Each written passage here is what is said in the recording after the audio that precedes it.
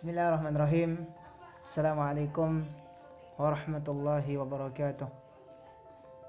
Innal hamdalillah nahmaduhu wa nasta'inuhu wa nastaghfiruh wa na'udzu billahi min shururi anfusina wa min sayyiati a'malina. Man yahdihillahu fala mudhillalah wa may yudlilhu fala hadiyalah. Asyhadu an la ilaha illallah wahdahu la syarikalah wa asyhadu anna Muhammadan abduhu wa rasuluh sallallahu alaihi wa ala alihi wa ashabihi wa sallama tasliman katsira, amma ba'd. Jamaah rahimakumullah, kita bersyukur kepada Allah Subhanahu wa taala atas limpahan nikmat yang telah Allah Azza wa Jalla karuniakan kepada kita. Semoga Allah Subhanahu wa taala selalu membimbing kita di atas iman dan hidayah, agar kita bisa membedakan mana perbuatan yang baik dan mana perbuatan yang buruk. Itu semua kita harapkan bimbingan dari Allah Azza wa Jalla, agar kita tidak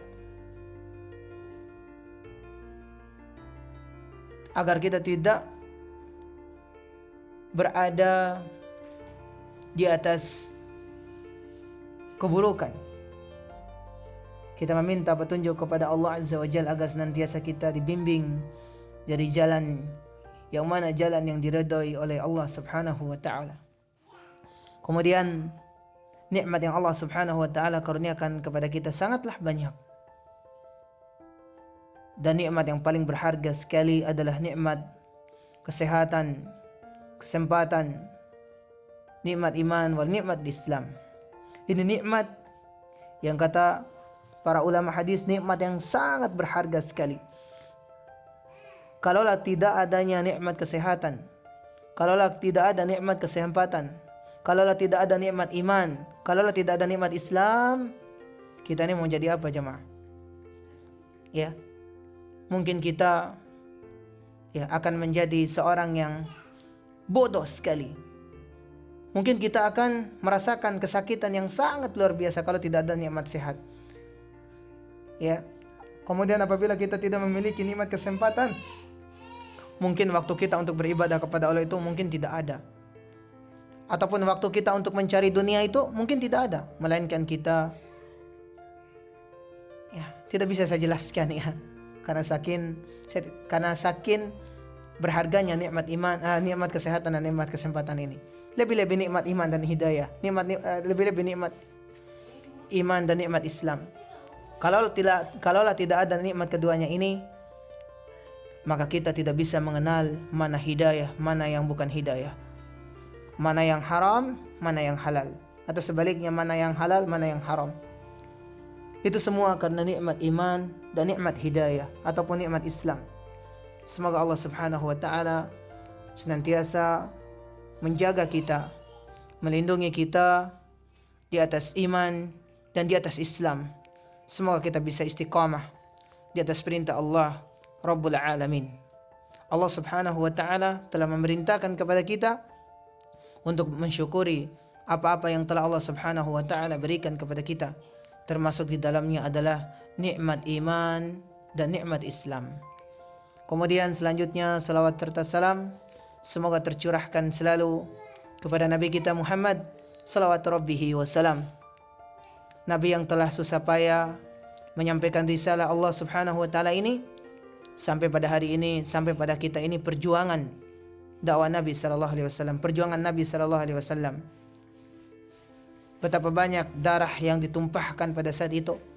Itu semua karena untuk membela kebenaran, untuk senantiasa menegakkan keadilan, untuk menegakkan agama Allah Azza wa Jalla.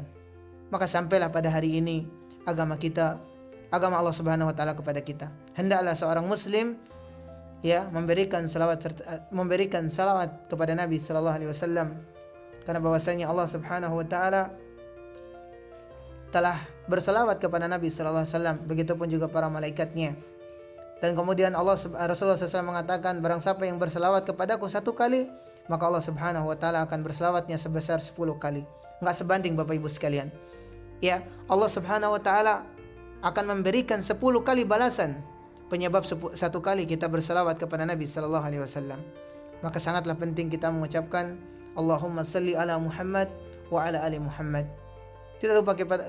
Tidak lupa salawat serta salam pula juga kita aturkan kepada keluarga-keluarganya, kepada para sahabatnya, kepada seluruh istri-istrinya, kepada anak-anaknya, dan kepada seluruh orang-orang yang istiqamah yang mengikuti risalah beliau sallallahu alaihi wasallam sampai datangnya hari kiamat kelak. Amma ba'd. Jemaah rahimakumullah, kita tidak terasa Ramadan sudah memasuki hari yang ke-5. Sungguh cepat sekali. Hari berganti dengan hari, waktu terus berputar. Pekan berganti dengan pekan, bulan bertemu dengan bulan yang lainnya.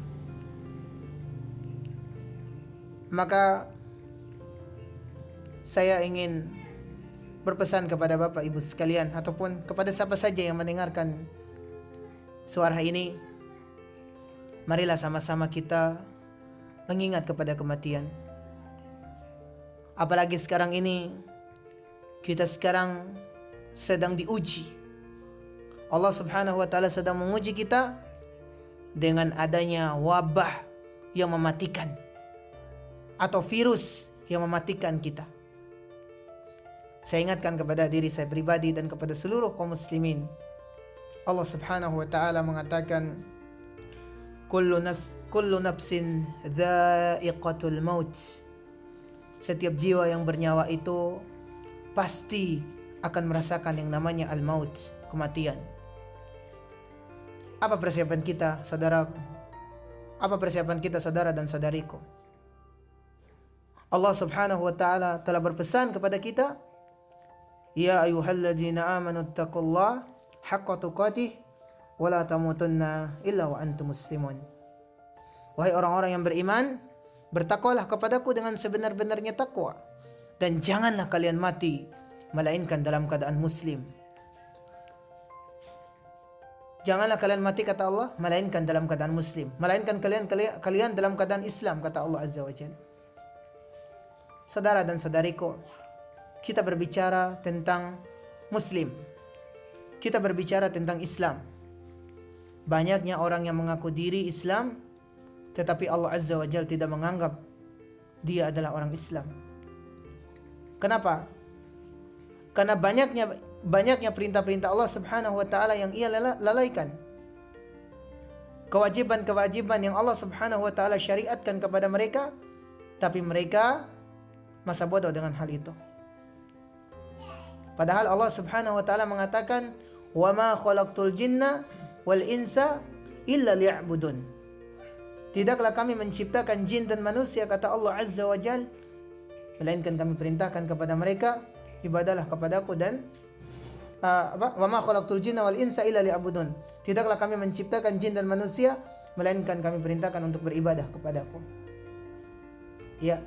Kemudian Allah Subhanahu wa taala menjelaskan dalam surat yang lainnya, "Wa laqad ba'asna fi kulli ummatin rasulan an ya'budullaha wajtanibut taghut." Sungguh telah kami mengutus kepada tiap-tiap umat itu seorang rasul, seorang pemberi peringatan agar mereka beribadah kepadaku dan jauhi taghut, jauhi kesyirikan atau jauhi segala sembahan-sembahan selain Allah Rabbul Alamin. Ini perintah Allah, Bapak Ibu sekalian, dan harus kita mengisi waktu kita dengan ibadah kepada Allah Subhanahu wa taala. Maka banyaknya orang meninggal, banyaknya orang mati, tidak sempat dia berbuat baik.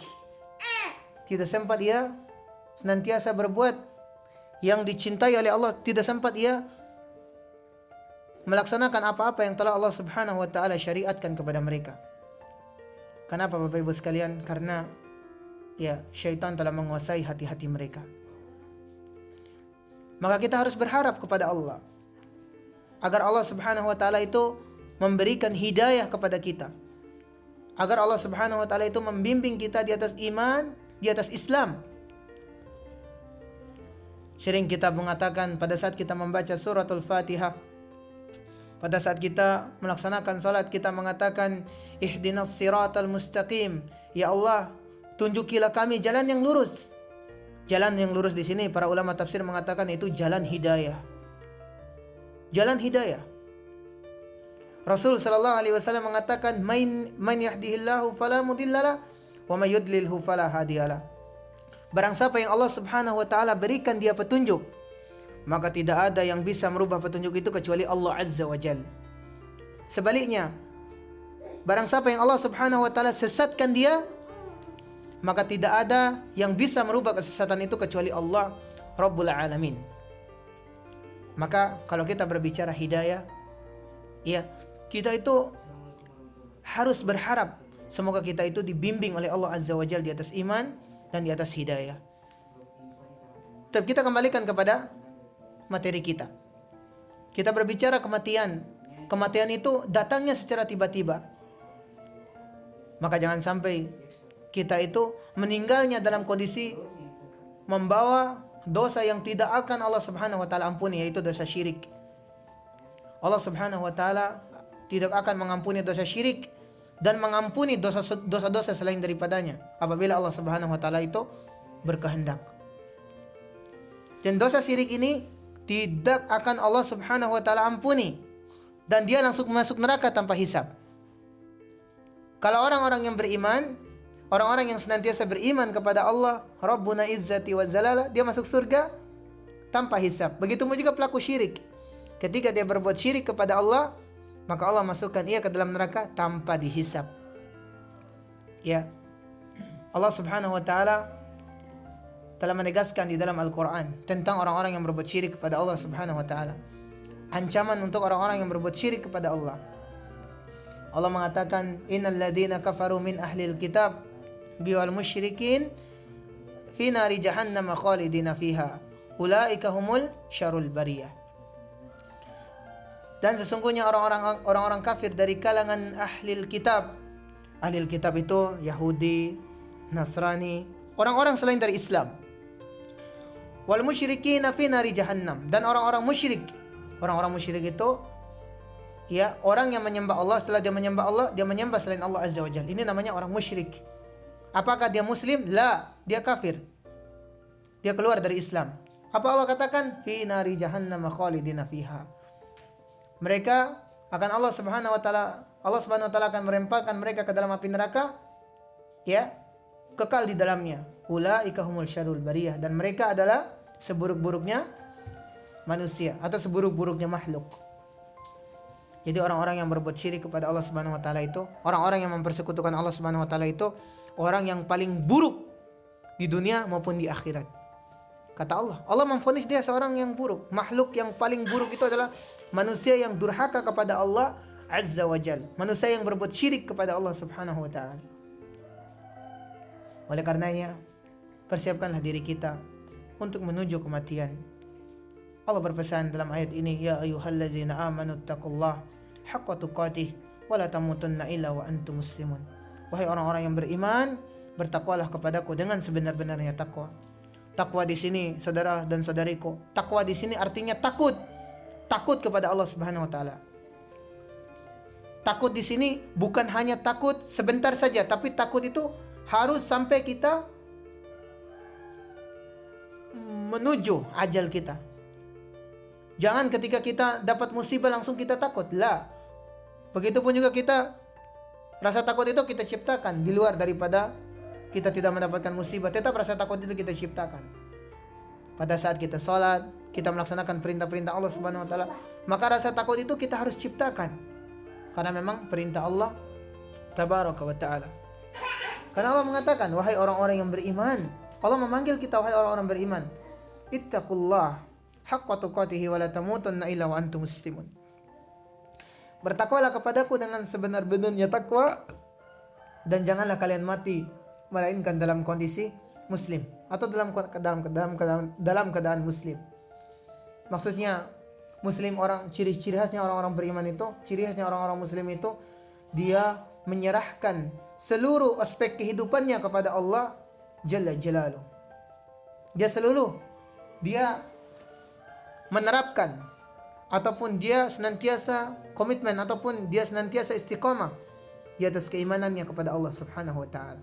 Dia selalu mempertahankan keimanannya kepada Allah Subhanahu wa taala. Apapun yang telah ia lakukan, dia senantiasa berharap kepada Allah agar Allah Subhanahu wa taala itu terima perbuatan dia. Oleh karenanya Bapak Ibu sekalian, oleh karenanya saudara dan saudariku, tidak ada artinya harta yang kita miliki. Tidak ada artinya istri dan anak kita ataupun suami dan anak kita, tidak ada artinya di hadapan Allah Subhanahu wa taala, melainkan adalah ketakwaan kita kepada Allah Azza wa Jalla. Melainkan perbuatan-perbuatan baik kita kepada Allah Jalla Jalaluh, maka itulah Allah Subhanahu wa taala akan menganggap orang-orang seperti ini. Para ulama terdahulu ketika mereka berbicara tentang kematian, sebagian di antara mereka itu ada yang pingsan, ada yang menangis terisak-isak karena berbicara kematian. Mungkin adakah kita pada hari ini ketika kita berbicara tentang kematian, kita tuh menganggap biasa saja, merinding sesaat. Setelahnya ketika ada teman kita yang berbicara materi ataupun konsep yang lain, kita tertawa-tertawa. Jadi bicara kematian tadi itu udah lupa. Kita lupakan jemaah. Oleh karenanya harus kita ciptakan rasa takut itu pada diri kita. Takut akan takut kepada Allah Subhanahu wa taala. Maka kullu nafsin za'iqatul maut. Setiap jiwa yang bernyawa itu pasti dia akan merasakan yang namanya al-maut, kematian. Persiapkan diri Anda, persiapkanlah diri kita untuk senantiasa menjawab, untuk kita senantiasa mempertanggungjawabkan apa yang telah kita lakukan di dunia ini. Dan semoga Allah Subhanahu wa taala menjadikan kita sebagai seorang hamba yang senantiasa istiqamah di atas perintah Allah Jalla Jalaluh. Seorang hamba yang senantiasa menjaga hak Allah, yang menjaga hak Allah dan menjaga apa-apa yang telah Allah Subhanahu wa taala perintahkan kepada kita. Hak Allah Subhanahu wa taala kepada kita apa? Hak Allah Subhanahu wa taala kepada kita adalah yaitu kita diperintahkan untuk berbuat kebajikan, untuk berbuat baik, atau untuk melakukan segala apa-apa yang telah Allah Subhanahu wa taala perintahkan kepada kita, yaitu ibadah. Itu hak Allah Subhanahu wa taala terhadap kita. Tetapi hak Allah Subhanahu wa taala terhadap kita. Hak Allah Subhanahu wa taala itu kepada kita adalah Allah Subhanahu wa taala yaitu mengabulkan permintaan kita ataupun mengijabahkan seluruh doa-doa kita. Tadi saya katakan hak kita terhadap Allah Azza wa Jalla adalah hak kita terhadap Allah Subhanahu wa taala adalah kita beribadah kepada Allah. Kita menjalankan perintahnya. Kita berlepas diri dari hal-hal yang haram. Kita berlepas diri kepada kesyirikan. Kita membenci orang-orang kafir sebagaimana kita benci dilemparkan oleh api neraka. Itu salah satu hak Allah, hak kita terhadap Allah Azza wa Jalla. Tetapi hak Allah terhadap hambanya, hak Allah Subhanahu wa taala terhadap hambanya salah satunya adalah Allah Subhanahu wa taala akan mengabulkan seluruh permintaan kita. Apabila kita ikhlas berdoa kepada Allah Rabbul Alamin, maka Allah Subhanahu wa taala akan mengabulkan doa-doa kita. Allah Subhanahu wa taala akan mengijabah doa kita. Tapi syaratnya kita harus sabar. Kita harus sabar menghadapi ujian, musibah, tantangan. Itu tandanya Allah Subhanahu wa taala itu cinta kepada kita. Karena salah satu hak terhadap hambanya itu adalah Ia mengabulkan doa-doa hambanya. Itu hak mutlak. Ya. Tetapi kalau seseorang itu berdoa tidak didasari dengan keikhlasan, tidak didasari dengan kesabaran, maka Allah Subhanahu wa taala akan berpaling kepada hambanya. Allah Subhanahu wa taala akan menjelaskan, Allah Subhanahu wa taala berfirman dalam hadis kursi, aku itu tergantung dari hambaku. Ya. Ketika hambaku yang selalu berburuk sangka kepadaku, maka aku akan berpaling dariku. Tetapi sebaliknya, apabila hambaku itu berdoa kepada Allah, berdoa kepadaku, meminta kepadaku, maka aku akan malu kepada hambaku yang seperti itu. Subhanallah, Allah itu malu apabila Allah Azza wa Jalla itu tidak akan mengabulkan doa kita. Sang pencipta langit dan bumi, sang pencipta seluruh alam, seluruh makhluk malu terhadap kita. Kenapa? karena doa-doa kita tidak dikabulkan oleh Allah tabaraka wa taala. Tapi syaratnya apa? Syaratnya harus sabar. Harus menanamkan prasangkaan baik kepada Allah Jalla Jalaluhu. Oleh karenanya Bapak Ibu sekalian, saudara-saudariku yang dimuliakan oleh Allah Subhanahu wa taala, hak Allah kita harus menjaganya. Kemudian untuk kita mempersiapkan diri untuk menghadapi kematian itu adalah bekalnya adalah takwa. Bekalnya adalah bertakwa. Segeralah kita berbuat baik kepada Allah. Segeralah kita melaksanakan perintah-perintah Allah Subhanahu wa taala sebelum Allah Subhanahu wa taala mengakhirkan kehidupan kita di dunia ini. Oleh karenanya saya berwasiat kepada diri saya pribadi dan kepada seluruh orang-orang yang mendengarkan nasihat ini ataupun suara ini, marilah sama-sama kita mengingat kepada kematian. Sekali lagi, kullu nafsin za'iqatul maut. Setiap jiwa yang bernyawa itu pasti akan mati. Allah Subhanahu wa taala juga berfirman, ya ayyuhalladzina amanu taqullaha haqqa tuqatih wa la tamutunna illa wa antum muslimun. Wahai orang-orang beriman, bertakwalah kepadaku dengan sebenar-benarnya takwa dan janganlah kalian mati melainkan dalam keadaan muslim. Insyaallah taala saya akan melanjutkan pada pertemuan yang akan datang dan semoga pertemuan ini bermanfaat untuk diri saya pribadi dan kepada orang-orang yang mendengarkan nasihat ini. Naam, barakallahu fiik. Aqulu qouli hadza astaghfirullah li wa lakum wa lisa'il muslimin fastaghfiru innahu wal ghafurur rahim. Subhanakallahumma wa bihamdika asyhadu an la ilaha illa anta astaghfiruka wa atubu ilaik. Wassalamu alaikum warahmatullahi wabarakatuh.